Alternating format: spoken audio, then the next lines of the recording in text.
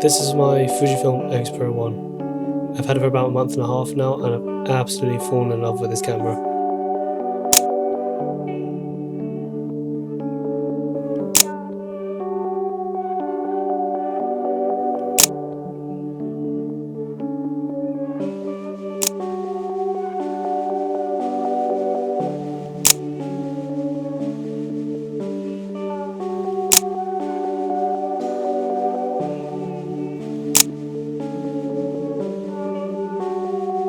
Welcome back to another video. I haven't managed to post in a while. That's mainly because I've had loads of work to do. I'm still at uni, and fortunately the semester's now ended, so I have time to make this video and post it now. Also, you're probably wondering why I'm wearing this really silly shirt, and that's because it's absolutely so hot outside.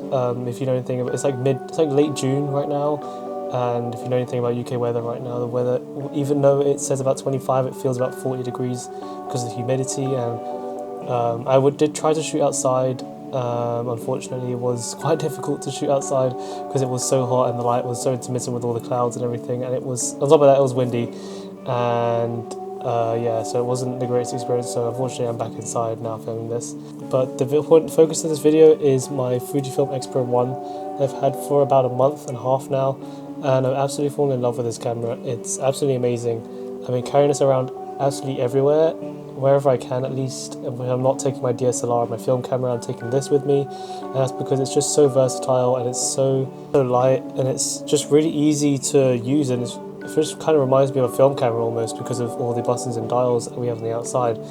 So first we're going to talk about the build quality first, and it's reasonably heavy.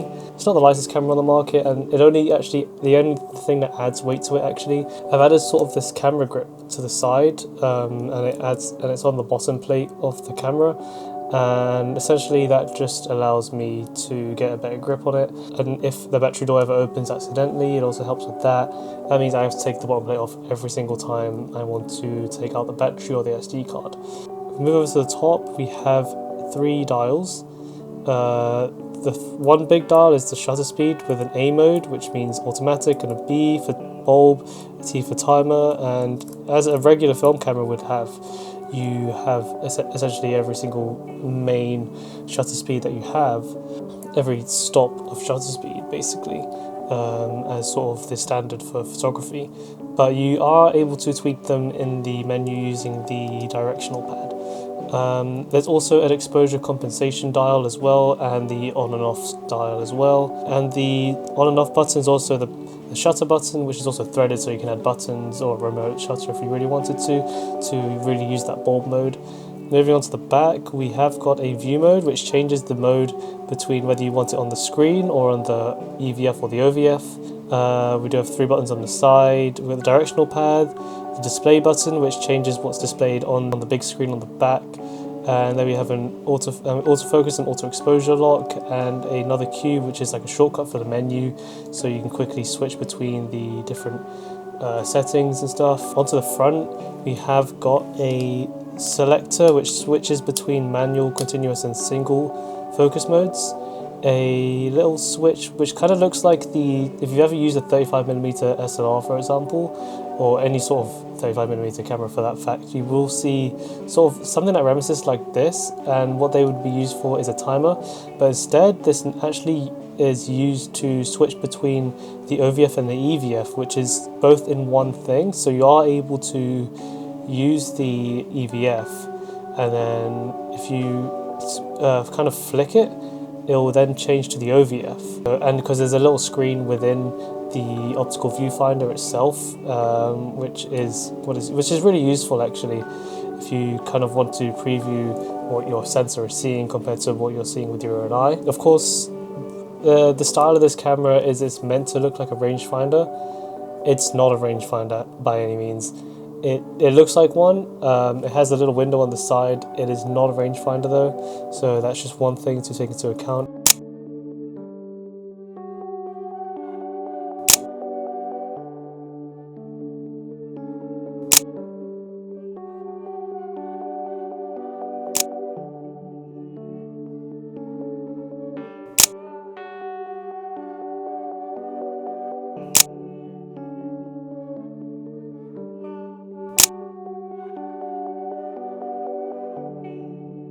It also does take the standard battery that most of the other Fujifilm X series line takes, and does take just one SD card. So the next thing I want to really talk about is the film simulations.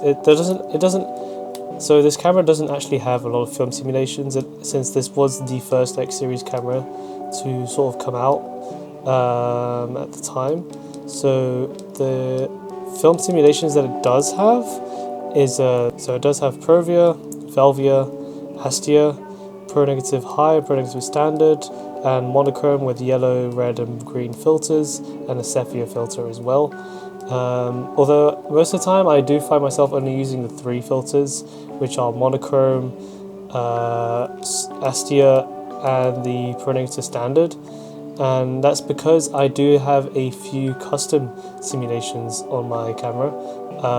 You are able to make custom simulations, and you are able to make up to 7 custom simulations. However, the editing on them is very limited, as you're only able to change just a few settings compared to the newer X series cameras. But for me, it's more than enough in terms of what I want to shoot. Good thing about this camera, is why it's also so sought after, is the fact that it has the coveted X-Trans 1 sensor.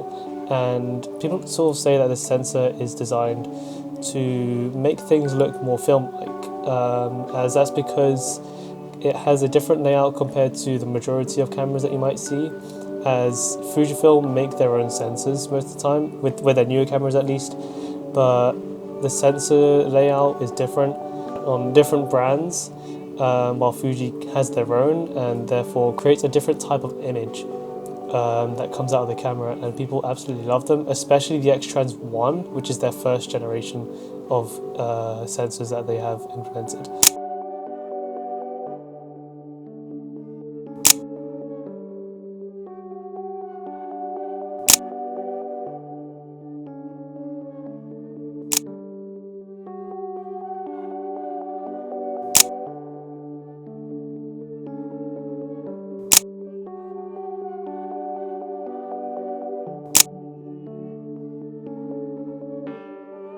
So there isn't any IBIS in this camera, there is no image stabilization, but you are able to get lenses that do have image stabilization, so like many older DSLRs.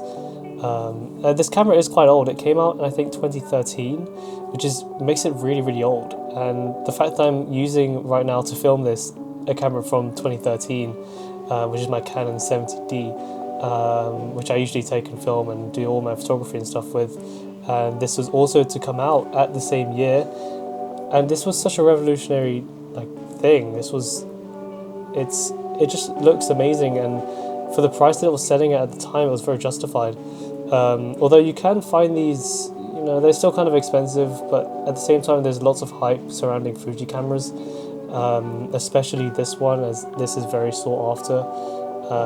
But yeah, that's one of the caveats that comes with buying a Fuji camera, is that they're very sought after, and therefore the prices are quite high. There are plenty of first-party and third-party lenses available. So the lens I've been using on this camera is the 23mm f1.8 by TT Artisan, and it then equates to a 35mm focal length equivalent, which is what most street photographers use, and that's what I use my camera for most of the time, is for my street photography. And it's very discreet, because obviously its size as well. It also fits in my hand nicely, and I can have it around with this strap around my neck.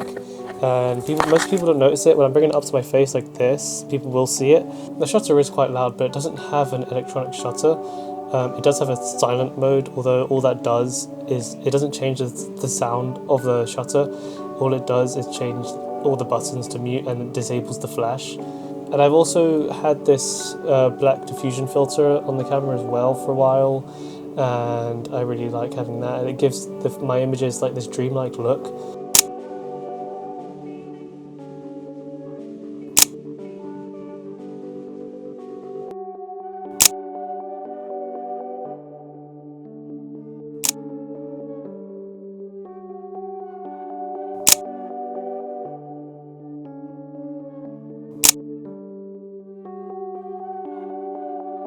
One thing I should probably also mention is the autofocus is really, really slow.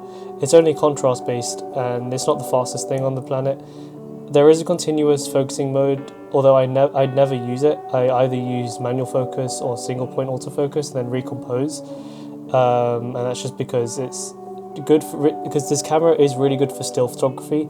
I would not use this on any moving subjects or any fast moving subjects unless you're using manual focus lenses. I use this camera a lot for my black and white photography. A lot of them were street photography and a lot of them were stills, and where my subjects aren't moving a lot, so I can use zone focusing quite a lot. And it does have focus peaking as well, although the focus peaking is only in white, which is really bad if you're using black and white photography like me. If you're shooting in daylight scenarios, it makes it really difficult unless you're pinching in to know if you're achieving correct focus or not. I shoot in JPEGs when I'm using my Fuji camera a lot. Every photo that you've seen in this video has been unedited and it's straight out the camera, and that's why I absolutely love this camera, because it just saves me the time of having to edit the photos in post, and I can just look at the photos and know, oh wow, that's a really nice photo, and if I need to tweak anything, I just do it straight out of the camera and it turns out exactly how I want it to. So where I got this camera from, I got this from MPB.